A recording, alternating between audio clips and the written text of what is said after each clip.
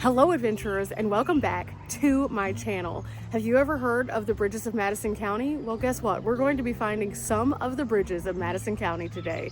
There is a very interesting scenic byway here in Iowa that allows you to see some of the most amazing architecture of the covered bridges in the entire state. So we're going to be finding several of these today, including those featured in the Bridges of Madison County. So this is the Cutler-Donahoe covered bridge. And why were the bridges covered? It actually mentions here that it was an economic measure designed to lengthen the life of the structures, and also it would help to ensure that they would have a little bit more weatherproofing, so to speak. Now this one was built in 1871 and it is 82 feet. The total length is actually unknown, which is kind of interesting because you would think that they would just be able to measure that, but it does say here that is actually unknown. Now, the original location was spanning the North River near Bevington, and it was moved to the current location in 1970, and it was named for the Cutler and Donahoe families who lived adjacent to the bridge. Now, the rehabilitated bridge itself had to be kind of modified because it would kind of aged a little bit. And you can see some of the original structures here. So it cost them about $35,538 to renovate this bridge, and it is absolutely spectacular. Now, as we're moving around this particular covered bridge, it is absolutely amazing to see the architecture. Now this one has been vandalized quite a bit. It's at the city park. You're not supposed to do that, but at the same time, it may be something that they allow people to do as kind of like a rite of passage. I'm not sure. We're not going to be adding anything to it today, but it is incredible to see all of the pieces that they have used. You can see within the bolts, the huge pieces of wood. When you come in here, you feel very stable and sturdy. You don't feel like you're moving around or wobbling. It's definitely been something that they have restored to a place that makes it so inviting and nice to come in and just see this piece of history. And this is only the first of many that we're going to be visiting today. First sign, we learned a little bit more about the bridge, but we also learned that Claire Rogers of Macksburg, Iowa, was a house mover who was commissioned to move the bridge before first Covered Bridge Festival. And Claire gave his time to rebuild west 1/3 of the structure and re-roof it. Now, covered bridges are often named for the nearby residents, and that is why this particular bridge was named in the way that it was. The people who lived in its area had the rights to name the bridge. And I think that that's just super, super cool.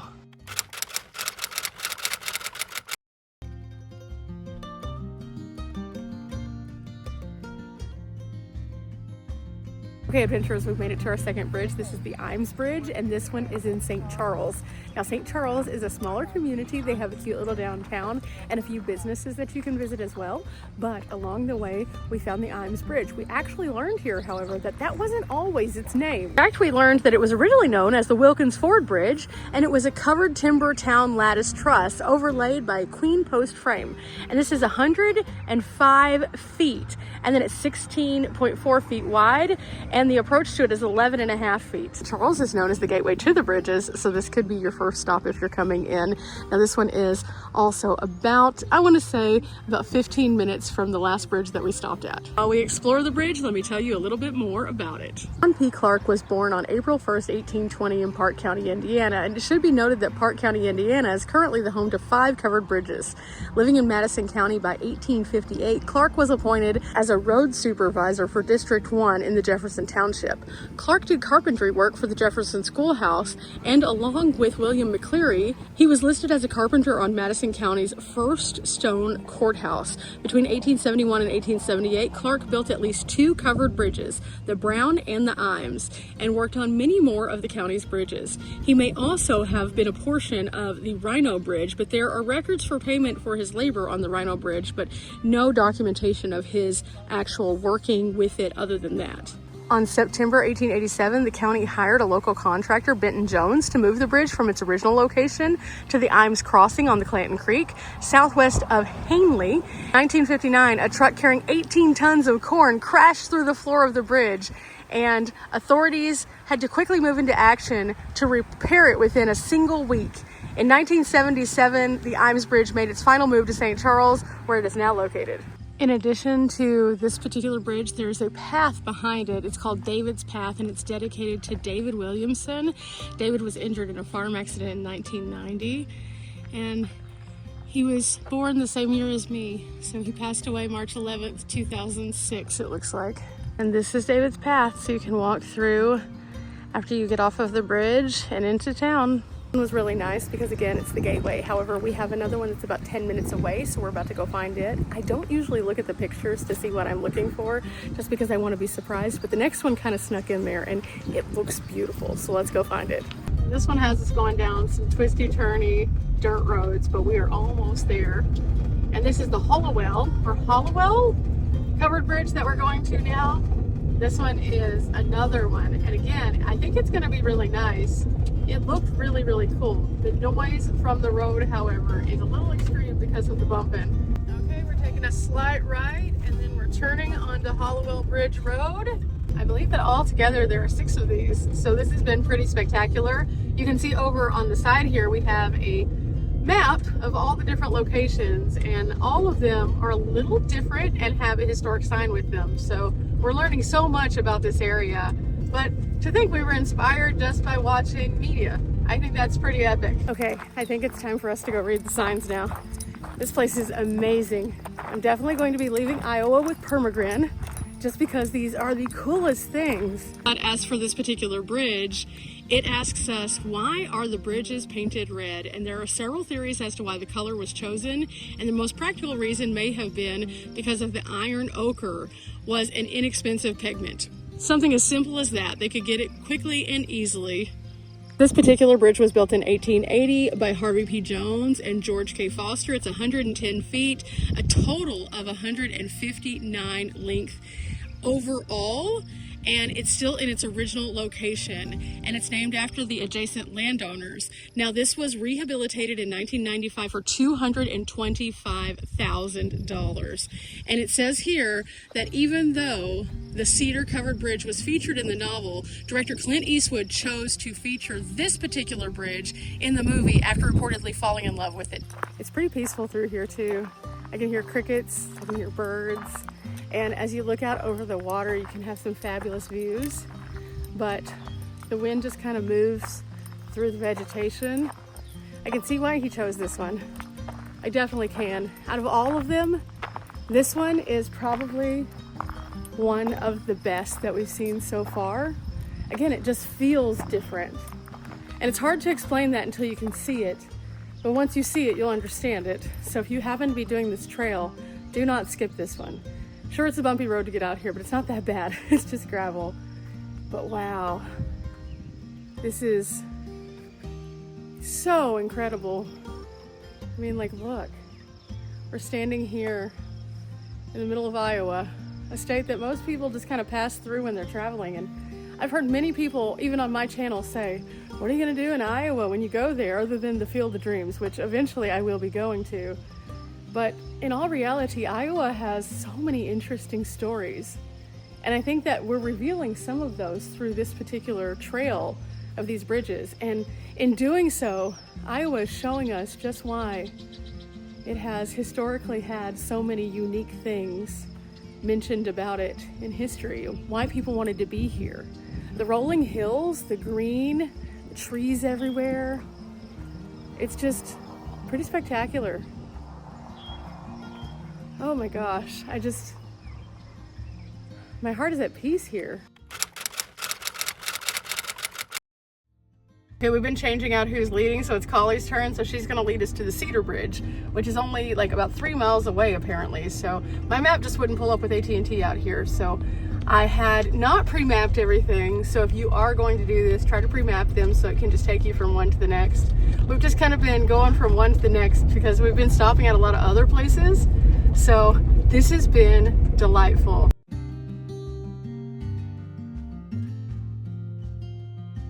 Okay, we left the gravel and we're back on a regular road now.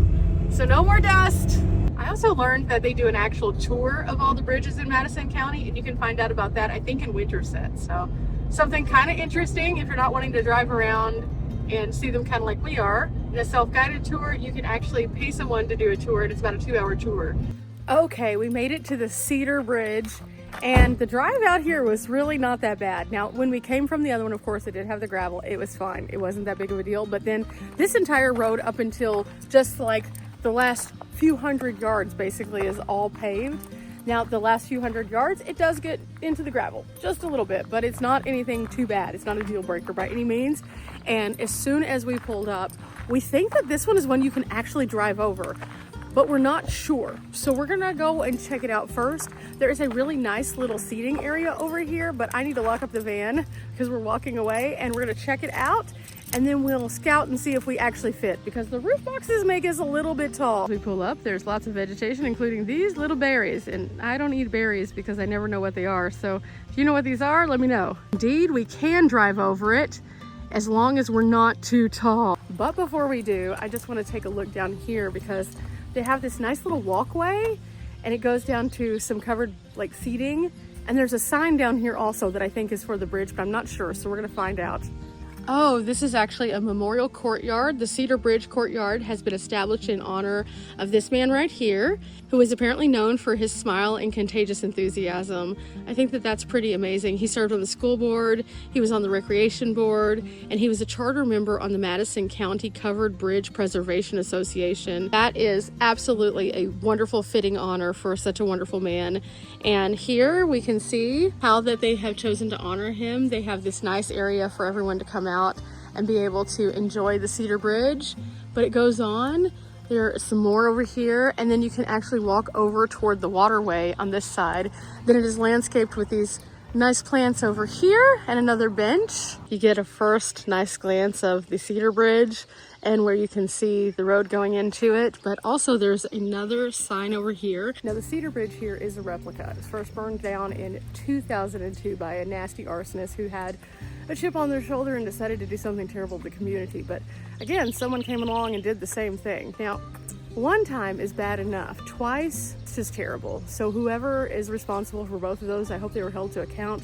But the city found this to be such an inspirational thing and a part of their community that they once again rebuilt again. That is why it is a replica, and that's why we're seeing this bridge in the capacity that it is. That's probably also why we can drive over it today, because it doesn't have the original wooden floor, which would probably be kind of a problem in today's standards. Now, bridges like this don't exist for a variety of different reasons in the modern world, because of the height, because of the function, because of the materials that were used.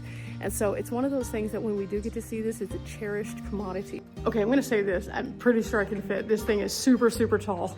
So I think that we're gonna be able to fit on this. So I think what we're gonna do is we're gonna go get the information on the other side, and then we're gonna drive it. We're gonna drive across a bridge in Madison County. I feel like that's a pretty big deal, but there's also something else on the other side over here that I think is gonna be interesting. There's a stone walkway. I don't know what this leads to, but it looks pretty cool. So we might have to go down there as well. So maybe we go down there first, then we go to the sign. Maybe we do it in the opposite. I don't know. We're gonna do this though. This is nice. It just leads to like a little picnic pavilion down there. Okay, you don't necessarily have to go down there, but that's a really cool little additional place. So they have one on each side of the bridge. That is very nice. Okay, let's go get the dirt on this one though. The sign is right up here, past the bridge, as you can see back there. We're going right over to the corner, and there's a little pull off over here as well. It kind of like dead ends. So if you were to come here, this road literally just goes from the main road around, drive over the bridge, and then back up to the main road. So this is specific for the people who want to have that kind of experience, which is the people like us. Now it says here Madison County is the covered bridge capital of Iowa, which makes total sense after seeing what we've seen. It is the home to the largest group of covered bridges that exist in a single area west of the Mississippi Valley. Between the 1870s and the 1880s, there were over 19 bridges here that they know of. So that's pretty neat that they've been able to historically track 19 different kinds of bridges. And all throughout the county, they were just boop, boop, boop.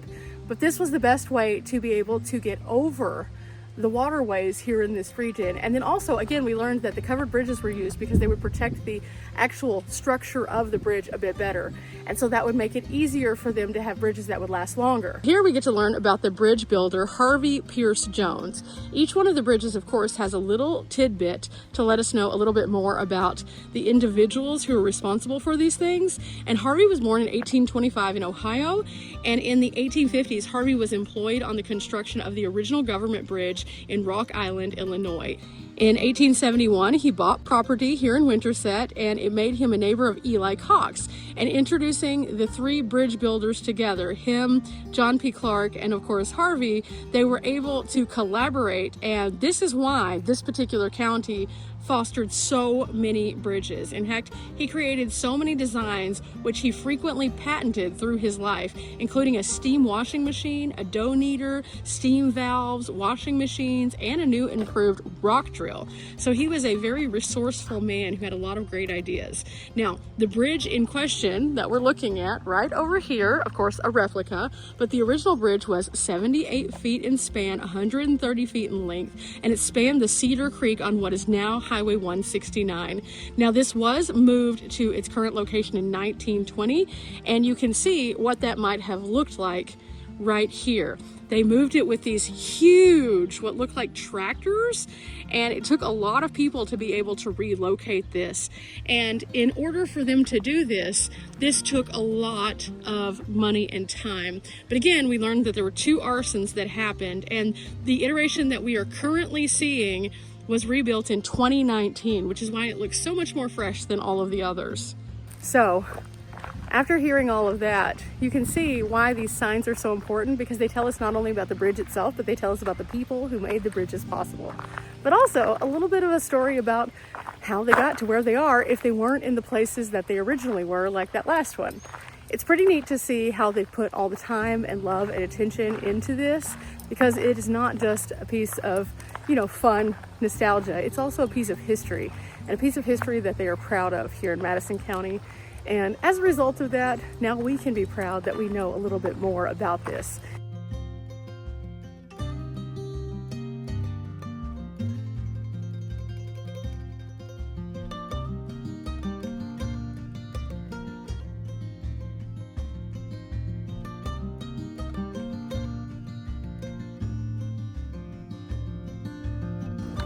Okay guys, we drove over a bridge in Madison County.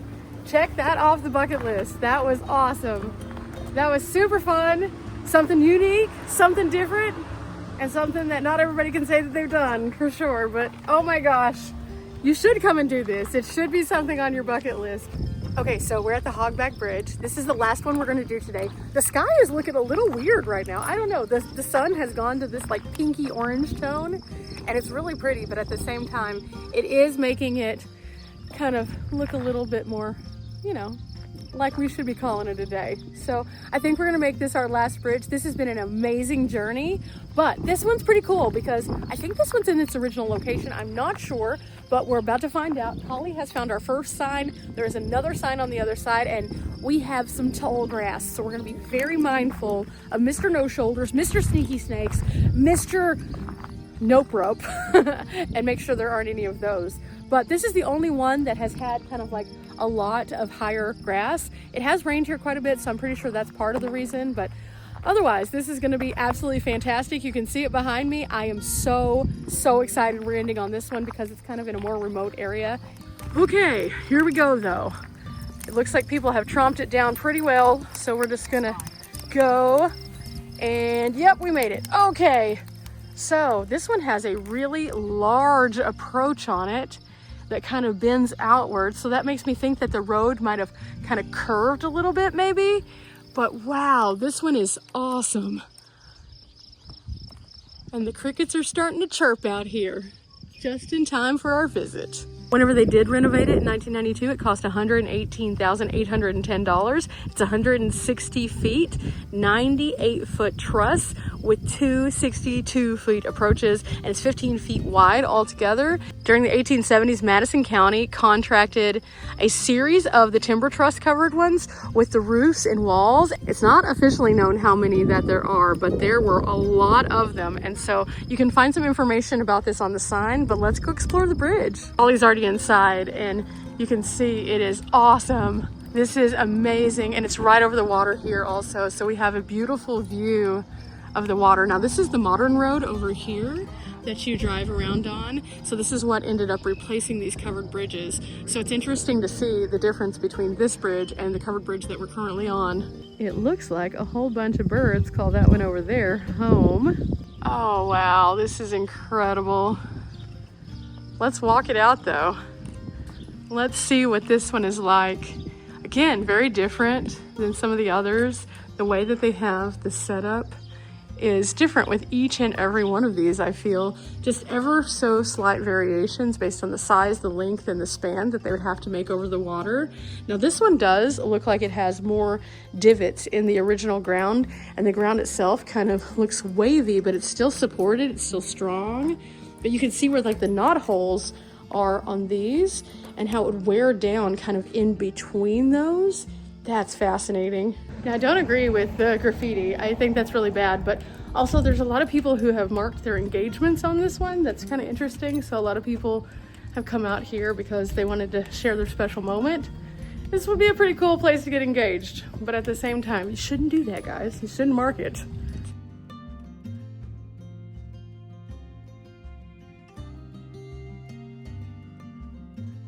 Okay, we're over here to the sign to find out a little bit more about this one. And while I was walking over, there's a little critter that I scared. Oops. This one's interesting. It says here, Madison County required so many bridges because of the vast number of rivers, creeks, and streams in the county. And so that's why it was so well known for the bridges. It's because they would have to get across the expanses of that. Now, this particular bridge builder was George Cale Foster.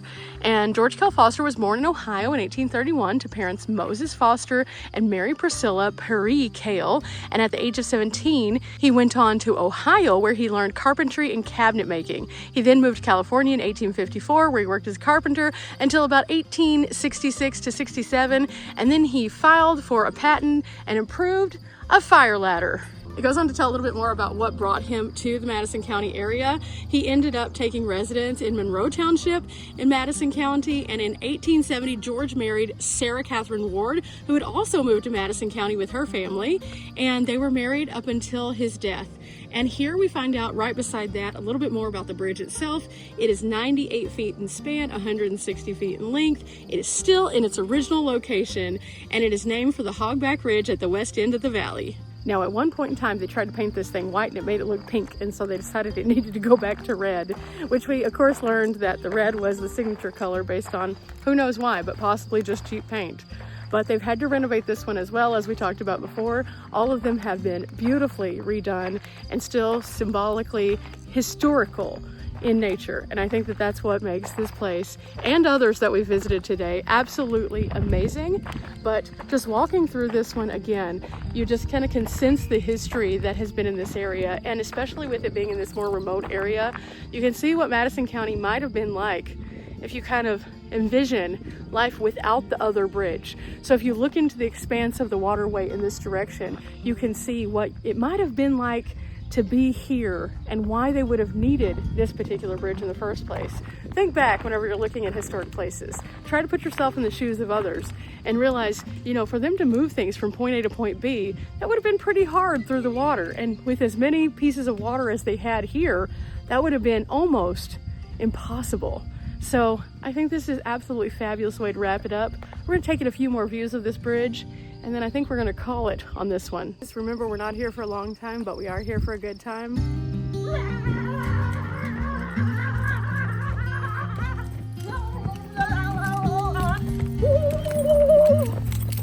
Subscribe!